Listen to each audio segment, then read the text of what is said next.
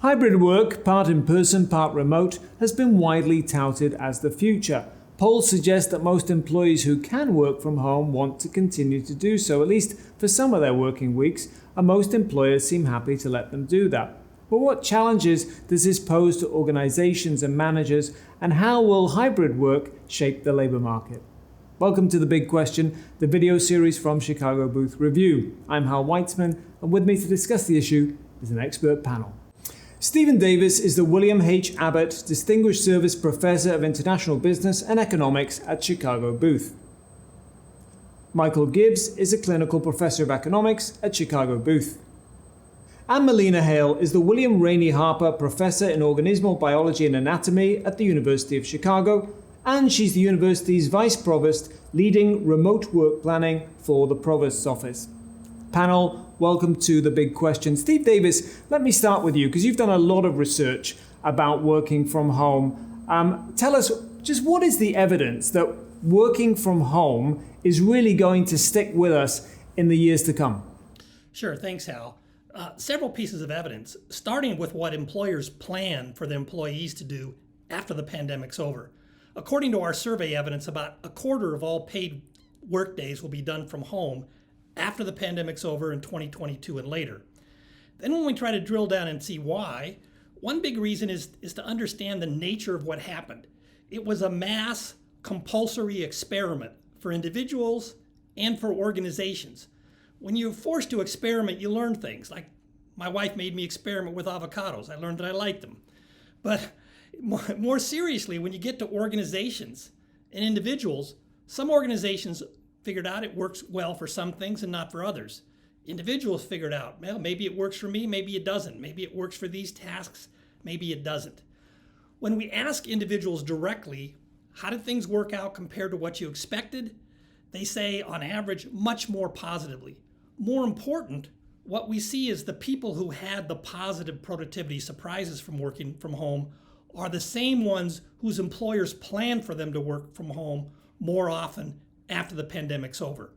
And then we see several other things. Of course, we all know we've made big investments in time and equipment as individuals, as organizations, in making work from home work better. So that means we're better at it than we used to be. In addition, there have been technological improvements, many kind of behind the scenes in terms of how the audio and video processing works and so on, that are ongoing and suggest that working from home will get better and better over time. There have also been big attitudinal shifts, including something I expect to persist, lingering fears of infection risks, even after the pandemic's over, even if everybody were to get the vaccine, which may not happen, unfortunately. And finally, it's just the duration of the pandemic itself. We've been at this for 18 months now. So habits, work processes, lifestyles have had time to get entrenched in a way that makes working from home more likely going forward. Okay, and you talked a little bit there about productivity, and that was an interesting finding of your research, something that I'm sure a lot of employers are wondering. Are employees, there's a huge amount of trust involved in letting people work from home. Are they really doing an 8-hour workday? Are they really managing their projects as most efficiently as they can, or are they getting drawn away by the cat or the refrigerator or the TV or whatever? What have you learned in your research about working from home and its effect on productivity? So there's a lot to say here, but let me just start with the most important thing. And this is the part that's somewhat counterintuitive. It's not that people are more productive working from home on average. That may be true to a small extent, but that's not where the gains are coming from.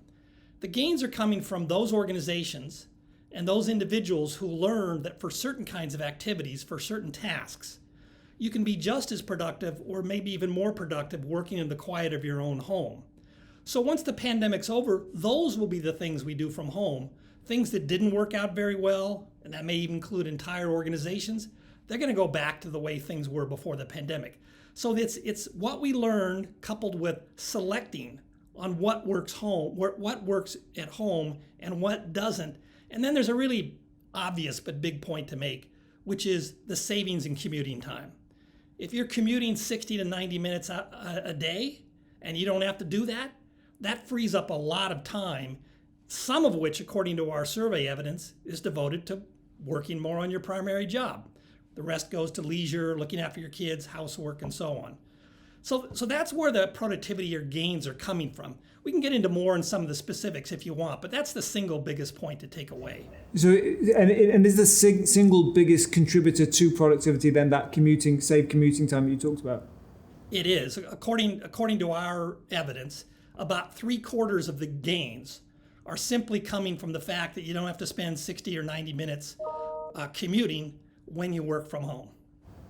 So that does suggest, does it not, that that if some of those gains could accrue to, as you said, to employees as much as employers, and everyone would still benefit. Yeah, well, the gains accrue directly to the employees, but of course, everything we know about economics says over time we would expect pay to adjust to reflect that. If you really value and others value working from home, well, probably the employer is going to get some of that benefit over time as well. Okay. All right. Well, Mike Gibbs, let me bring you in because you've also done research on productivity and work from home. Tell us what you found, where there are overlaps with Steve's results and where there might be differences. Sure. Thank you, Hal. I was in a unique situation where I was preparing with colleagues to do research at a large IT services company. March 2020, that company, as most of the world, went into work from home, 98% of their employees, almost immediately in the middle of March. So our experiment could not be run, but we had a working relationship with them. We already had plans to collect data and so forth. So we were able to exploit that opportunity to collect fairly extensive and rich data from that company on 10,000 of their IT services professionals. So we have information on their productivity. We also have information on the hours that they worked because they used company devices, even working from home, which had tracking software that could track the time they were working, the time they weren't working, and so forth and so on. This company has a pretty rigorous approach to measuring what I'll call productivity, but key performance measures that are set for each employee by the supervisor and so forth.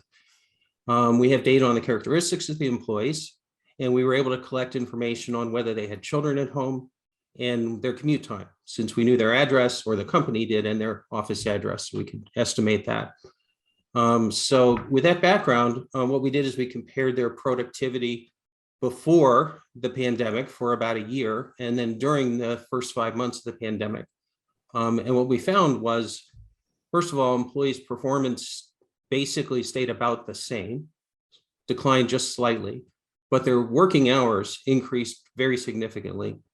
And therefore, their performance measured per hour of work, which is, I think, a good measure of productivity, fell by something like 10 to 20% on average. We also found that those who had children at home had a larger decline in productivity, but with no difference between mothers and fathers. We found that women had a larger decline in productivity than men, independently of whether they had children at home or not. And we found some other patterns, which maybe we'll get into later, but I think I'll turn it back to you. Okay, so I mean, so the headline that's been, because this research has been widely written up in the media, and the headline has often been, people are less productive working from home. That's not necessarily quite what you're saying there, right? Well, I think I would say that in this one company, let's be careful. Right. So it's just a case study. Now, that said, this is an IT services company, one of the largest in the world. All of their employees are used to working with company laptops and so forth. If there was ever a company that was in a good position to shift to working from home, this is that company. But I would definitely say we found the productivity decline. Right. So you, in an economic sense, that's correct. I guess the point is that the work was getting done. You're saying that people were distracted and it was taking them longer to get that work done. Is that right? Yes. Yes. And you mentioned distraction, and Steve mentioned something about when working from home, you focus, you try to do tasks where you can focus. And we have a measure of that, which we call focus time. When they're tracking the employees' behavior on the computers, they can look at the apps they're using, and they can look at, are we communicating by chat or messenger or email or phone calls or Zooms or whatever it would be. And they have a measure of time when the employee is working in an undistracted way. And so what we found is that there was a significant decline in focus time during work from home compared to working in the office, and that this was probably the strongest determinant statistically of a decline in productivity is loss of focus time. So people are getting distracted by spending a lot of time in various kinds of meetings and communications with each other. Okay, Steve Davis, I just want to give you a chance to come back. Do you have any, so Mike Gibbs's research is about the kind of the quality of work that's being done.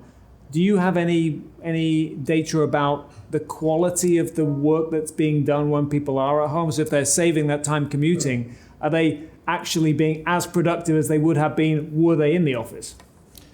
Yeah, thanks for the question. But let me just start out by saying there's less difference between the results I cited than those that Mike cited than meets the eye. First, the productivity measure is different. So we are explicitly factoring in the savings in commuting time. I don't think Mike is, but Mike can correct me if I'm wrong. Second, Mike mentioned he dug in and mentioned a couple of results that are quite similar to what we find.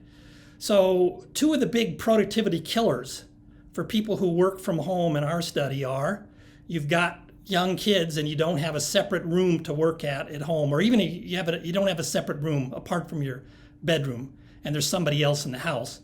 I suspect but that Americans tend to have bigger houses with more rooms and fewer family members in the same residence than Indians. The other thing is we also find that if you don't have high-speed internet connection, or if the service isn't very good, that's another productivity killer. Again, I don't know, maybe Mike can speak to this, but I suspect that on average, access to broadband service is better in the US than it is in India. So those are two things that kind of would go in the same direction and I think are kind of consistent with Mike's study. I also have a question for Mike. I wonder, is there anybody in this company who's more productive working from home or as productive for working from home?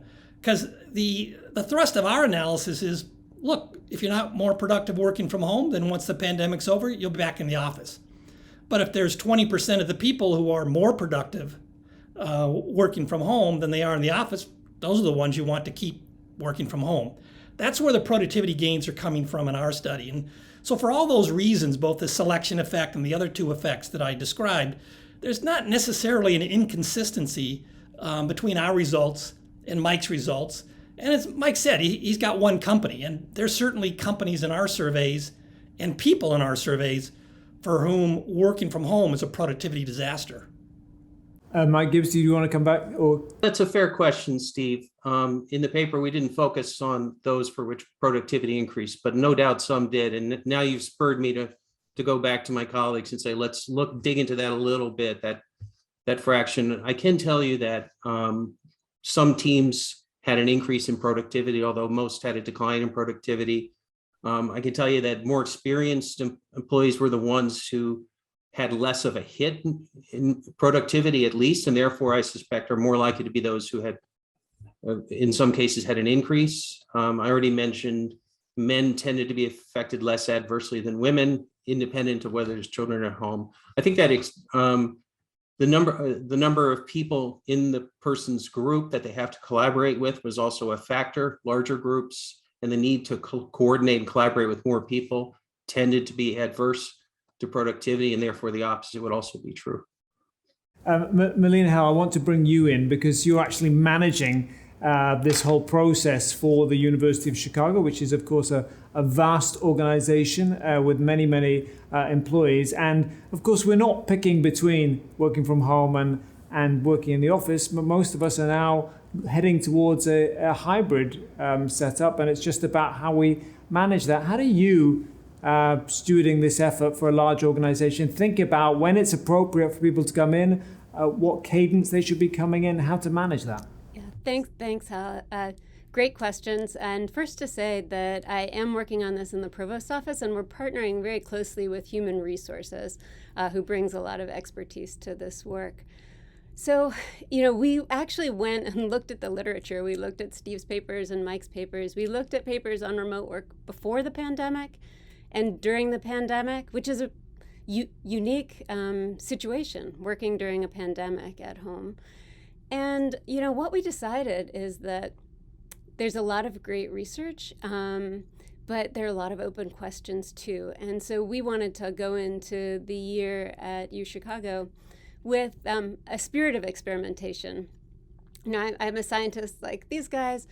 We aren't doing experiments like they can do on big data sets, but we wanted to go in and be creative and try to really understand what was working for people and what wasn't.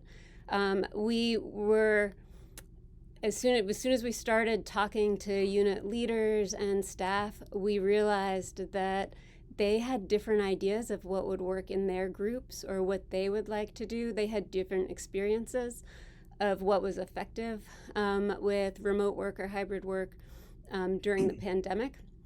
And so we really decided to, both in order to experiment and in order to try to, match approach to the unit, to let units really develop their own plans, their own pilots for this coming year, with the idea that they could go forward, try things out, change them and adapt if they weren't working, try new things if they saw a best practice coming from another unit that they wanted to test out. And then towards the end of the year to really evaluate that and come together as an institution or the units and their officers or the provost and figure out what makes sense to do next.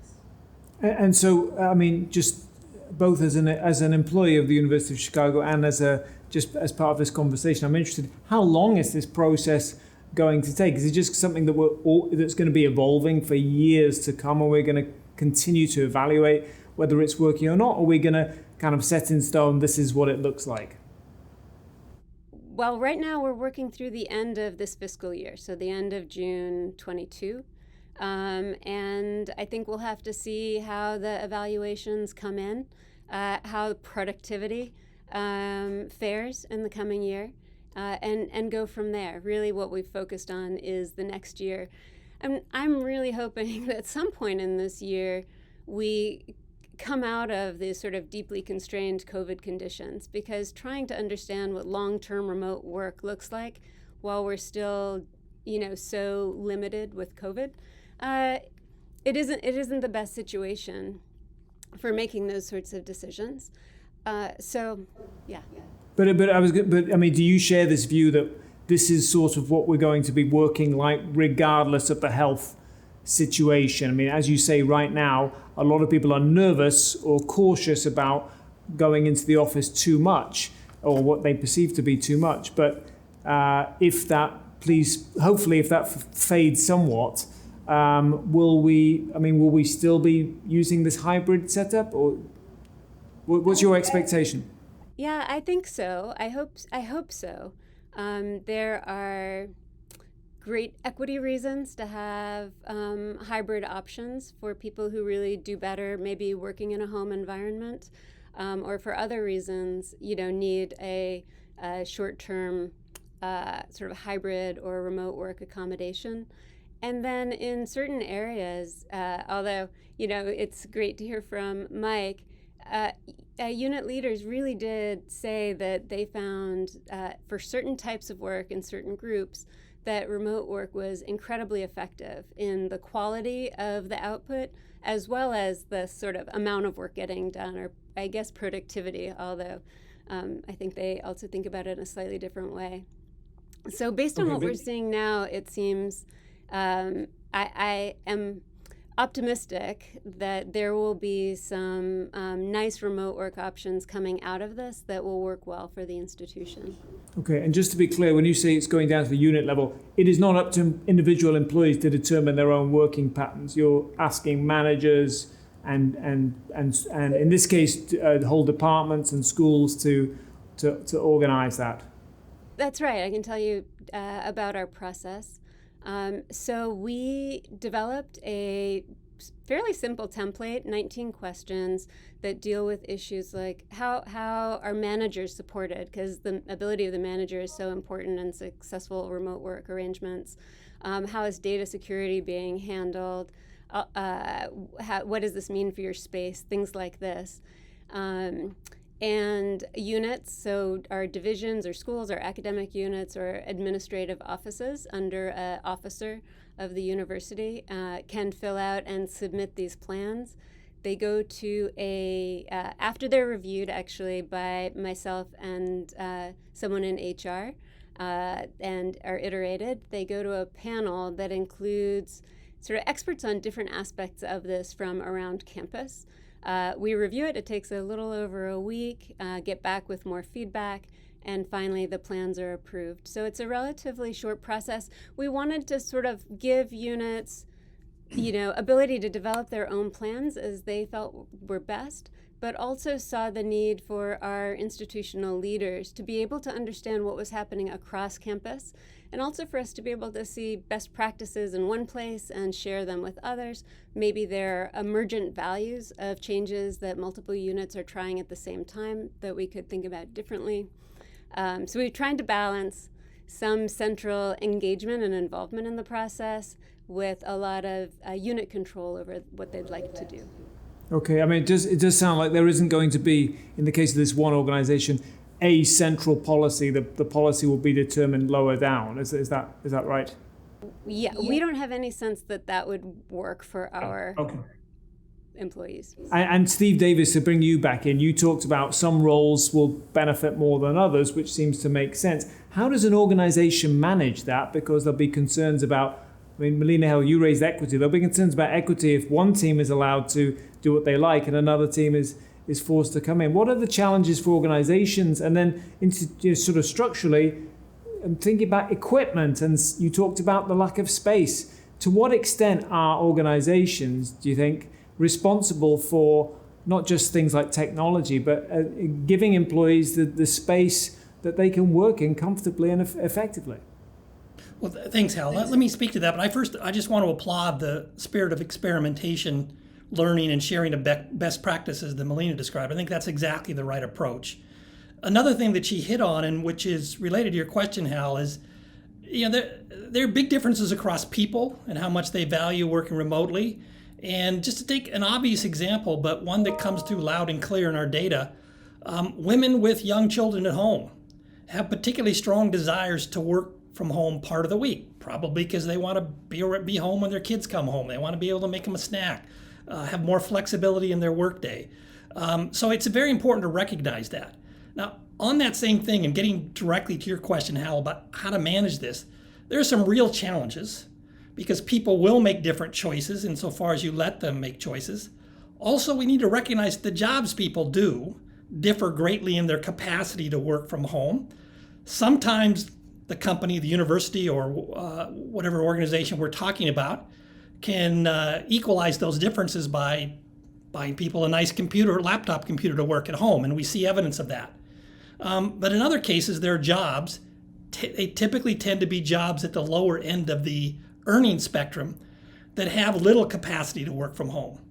So one of the big challenges that I expect to emerge in coming years is we're going to see well-educated, highly paid professionals having lots of opportunities to work remotely, people who earn a lot less compelled by their employers or the nature of their job to come into work 5 days a week. And that may not sit very well when you're already earning less than some of your coworkers, and now you don't have the same kind of flexibility.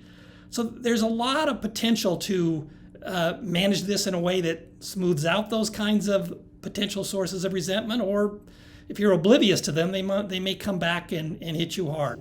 Well, I mean, what would be... Sorry, I was going to just to press you on that point. So you're talking about, for example, like paying people kind of danger money effectively to come into the office. I mean, what would be the sort of the ways to smooth out some of those exacerbating inequalities? One way is to say to the people who have the capacity to work from home, to have a frank conversation with them and say, look, every day you work from home, you save an hour of commuting time.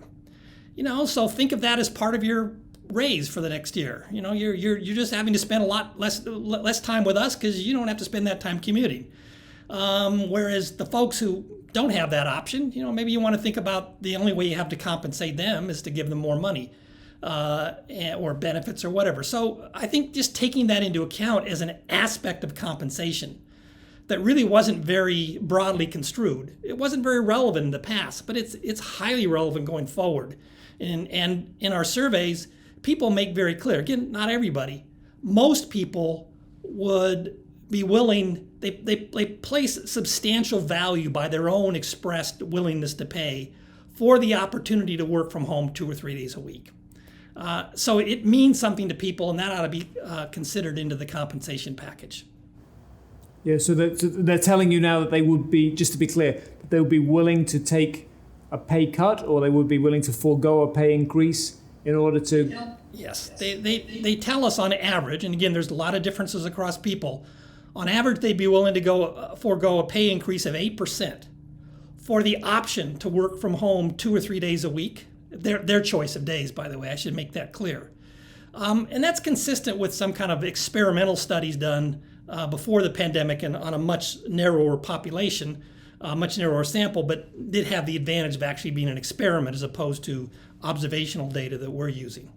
Mike Gibbs, I want to bring you in again and ask you about the challenges for organizations, which are some roles work well remote, some don't. Some, as Steve Davis said, some employees are happier coming in than others. Some presumably have less commuting time. Speaking as someone who lives next door to my office, that's not a benefit particularly that I've enjoyed. How does that affect an organization that is suddenly dealing with a very complex work situation that it really hasn't had, because most people were in person, then most people were remote, and now there's this very complicated setup. What are your thoughts about how organizations can navigate that, Mike Gibbs? I think there's two sides to this. I'm an economist. It's supply and demand. On the demand side, certainly almost all employees would value the option of more flexibility, more ability to work from home and so forth. But on the supply side, the demand side, we have to think about the impact on the organization. And there are some jobs for which working from home can be very costly, at least significant working from home. So I would also be thinking not just about this as a benefit, but for which types of jobs is it most appropriate? For which types of jobs is it inappropriate? And that's got to be part of the calculation. It's got to be part of the setting of expectations for employees, and so forth. So, for example, jobs which involve significant interpersonal interactions in various ways, those are the ones that I suspect are most problematic. I'm a teacher. I'm going to teach in person next week for the first time. Well, I did this summer, but all this past year I've been teaching on Zoom. And, let's be honest, it's not a perfect substitute for being in the classroom. And what we also find in our research is that in the study I did in the Asian IT services company, those whose jobs involve more communication outside the organization, inside the organization, more teamwork, their productivity tend to suffer more. And then the last thing I'll throw in there, which we weren't able to measure yet, although we hope to do in a follow-up, is I suspect innovation is going to suffer as well, because innovation comes from interpersonal interactions, many of which are unplanned, spontaneous interactions, people you never met before, you bump up against, you have these water cooler conversations, so to speak. And it's very difficult to organize spontaneous interactions with people you don't know on Zoom. Urban economists often talk about agglomeration effects. There are benefits to having people located together in the same city. And one of the things that they emphasize is you see more patent activity, not just within companies, but because of people interacting with each other across companies. And that's an example of something that's going to be much harder to do if people don't meet in person more often. Yeah, I mean, I was thinking about innovation because you've done a lot of research in the past on how to spur innovation. So I take the point that people need to interact. On the other hand, if people already know each other, if teams are already familiar with each other on an interpersonal basis, and bring in Steve Davis's argument, could technology solve that? Because we have tremendously powerful tools to collaborate online in real time with large numbers of people that we didn't have before, right? So I wonder, could you see a point where innovation, where technology solves that innovation, interpersonal brainstorming type problem? Yeah, so thanks for that question, Hal. It's a good one. So look, this question about agglomeration and innovation is more subtle than it appears on the surface. There's no doubt that there are a lot of benefits that come from agglomeration, from cities, from people bumping each other and interacting. But let me just give you the example of my day to day. I was on a seminar. Charles Murray was speaking. This seminar originated at Stanford. Then I was on a call with the Booth's Private Equity Council with 50 or so private equity folks from all over the country, maybe all over the world, as far as I know. Now I'm talking to you guys. We could have had this on campus, all this together. The point I'm making is, by not being everybody physically on site, we do lose something. I can't read everybody's body language as well, for example. On the other hand, the scope for interaction virtually across space and across different people is vastly improved by these technologies, including the one we're using now. And as I said before, they're getting better and better. So that's why I think the impact, the connection between moving to remote interactivity and innovation is much more subtle than just the idea, oh, we can't have water cooler conversations anymore. Because the geographic reach of whom we can talk to, whom we can learn from, is just tremendously expanded. And I think that expansion is going to continue as we go forward, as these technologies continue to improve, as they try to substitute, imperfectly no doubt, but they try to substitute more effectively for the water cooler type interactions. Yeah, Mike Gibbs, one last question for you about innovation, because in a international setting, it's much easier nowadays to bring one person in from Africa, one person from Middle East and Latin America, whatever, to sit in a meeting that they might never otherwise have had the opportunity to do, or we would have had to fly them somewhere, or everyone else would have had to fly, and it was just tremendous logistical and operational costs, not to mention environmental. So, I mean, could all of that offset some of the lack of water cooler conversation that Steve Davis mentioned? Sure, absolutely. I think that's an important insight. I agree with Steve completely on that. It's not going to solve everything, though. It's been very easy for me to collaborate with researchers that I already know during the pandemic. It's been trivial. I can focus at home, probably more productive, to be honest. But I'm not meeting new people. When you go to conferences and in person, you meet people. You have a drink with them, you have dinner, you'd sit next to them at one of Steve's talks, and you sort of chat. And those kinds of interactions are the ones that have led to my collaborators throughout my career. I also think we should think about, in certain kinds of innovation, there's a physical part to it. I think about the kinds of jobs that economists do. It's mostly statistical analysis. But if you wanted to do a field experiment, that means someone is not going to be working from home. There's visiting, there's doing interviews in the field, whatever it's going to be. And then I think about in an IT services company, such as the one we studied, there's software, but there's hardware. The hardware guys had a much bigger problem because they need lab equipment. I mean, they need equipment and they need the space for a lab. And that brings me to Melina. My brother happens to be a biology professor, and he spent all of COVID going into his lab all the time with a mask on, even though the university was shut down. So I did too, actually, every day. Yeah, so certainly, I mean, in science, biological sciences, Melina Hale, your area, you cannot bring the lab home, so you have to go in. Although who knows, maybe technology will enable us to do more remote work. I want to, before we finish, though, I want to get to the big question of equity, which everyone touched on, but we didn't quite dig into. So Melina Hale, you talked about you were very aware of equity. Steve Davis talked about. Steve and Mike Gibbs talked about the effects on women. On the one hand, that women who have children at home want to typically enjoy the option of remote work, but Mike Gibbs talking about the effect on women has been more damaging in terms of productivity. How do you, as a large organization, think about equity in all its forms in this new environment? Yeah. Well, first, can I go back to Mike's definition of productivity as related to women with children? So I have 3 children, and I've worked full-time through their childhoods. And there are definitely times when I leveraged my ability as a faculty member to have a more flexible work schedule and work from home in order to, it wasn't always, just having fun with them, but taking them to doctors or, various things like that. And made up the time in different ways. And maybe each hour was less productive, but that doesn't mean the amount of work overall that was accomplished was less. And perhaps I valued, what I had to do in the middle more than I valued that extra couple hours that I would need to spend on the weekend.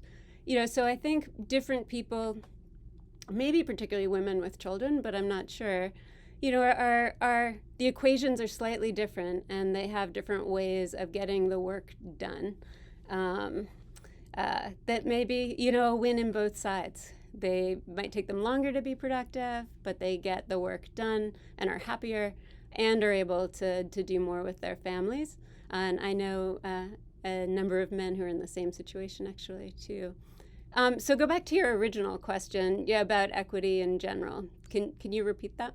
Yeah, so how do you, as a large organization, think about equity when you're putting in place these policies, and are you measuring it? How does it loom in terms of the policy decisions that you have to make? Yeah, again, I think it's so complicated, and we don't fully have our hands around it, but it's something that we need to, keep in the front of mind. So as I mentioned, in some ways being able to work from home, not just in the women with children example, but more broadly, can be incredibly beneficial to some people. On the other hand, if you're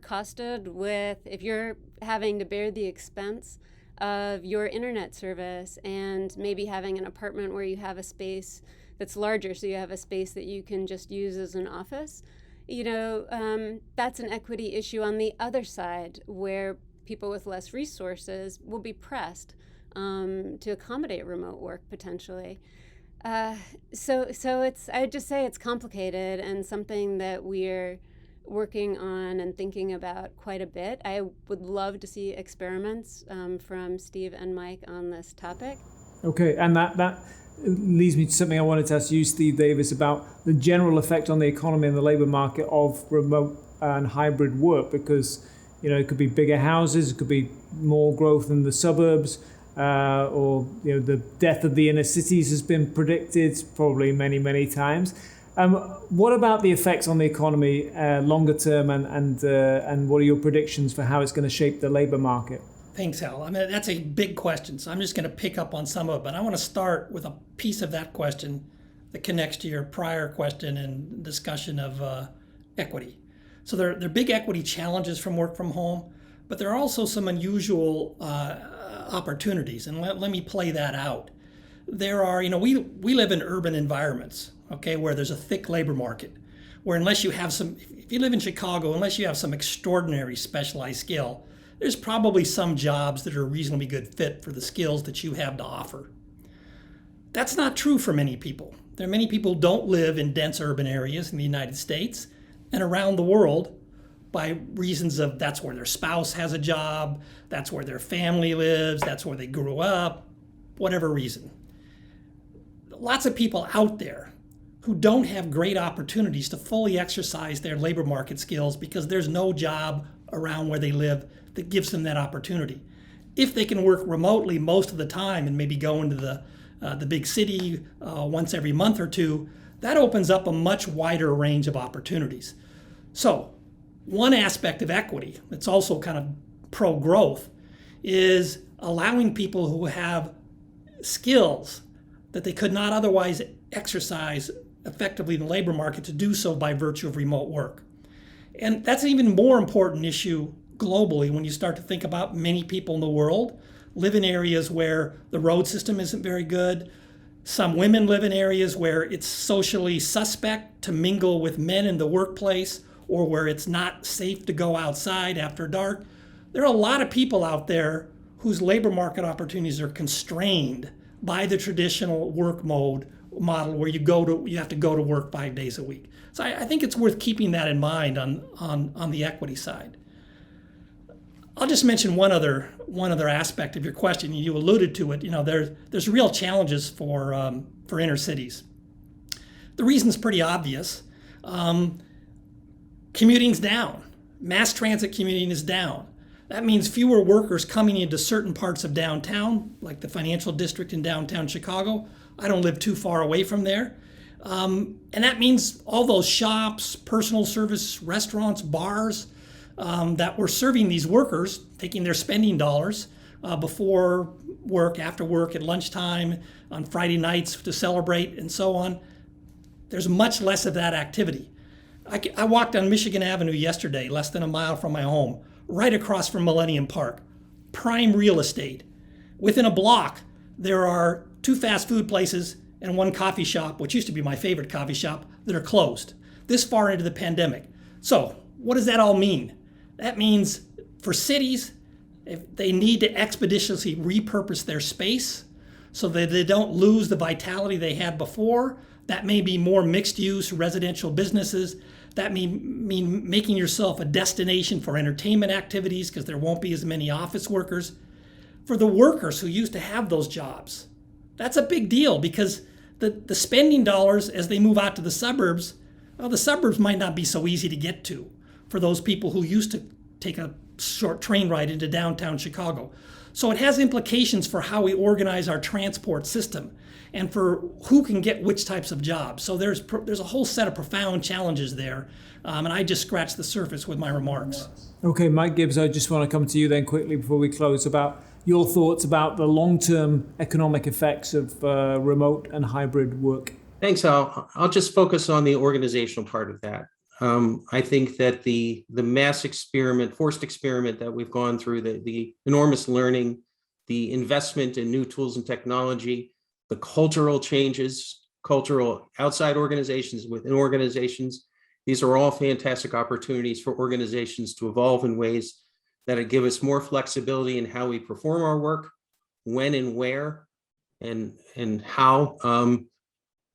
But also give greater flexibility to people in how they organize their lives and work together. So, in the spirit of Ronald Coase from the University of Chicago, the Coasean bargain opportunities between organizations and their people are very exciting to me. Once we work out the challenges, I think this will be very positive. One underappreciated benefit of this kind of pandemic-induced shift to remote work is we've learned how to do it. And Mike talked earlier about teaching on Zoom. So here's my own experience. I once taught remotely with 2 weeks notice. Utter disaster from my end, from the university's end, and so on. This summer I taught in a hybrid mode. Not as good as teaching in person, but way better than my initial experience. And that's because I've learned, the university's learned, and so on. Now, widen that point out to the macro perspective. What it means for our society as a whole is we are much more resilient economically and probably socially in the face of the next pandemic-like disaster that might hit us on the chance that one hits us. And as I understand from epidemiologists, we could get another pandemic, or maybe even a variant of COVID, maybe something else, or it could be some other kind of disaster that inhibits people from traveling and from in-person communication. We are much better prepared as a society to respond to that productively now because of this very hard experience that we've been through. And I think that's an important point and worth keeping in mind as we go forward. There are some subtle benefits of this in some ways horrendous experience, as well as the kind of more obvious ones we've been chatting about. Okay, well, thank you, Steve, for dragging us down, but then finding the silver lining. On that note, our time is up. My thanks to our panel, Melina Hale, Steve Davis, and Mike Gibbs. For more research, analysis, and commentary, visit us online at review.chicagobooth.edu and join us again next time for another Big Question. Goodbye.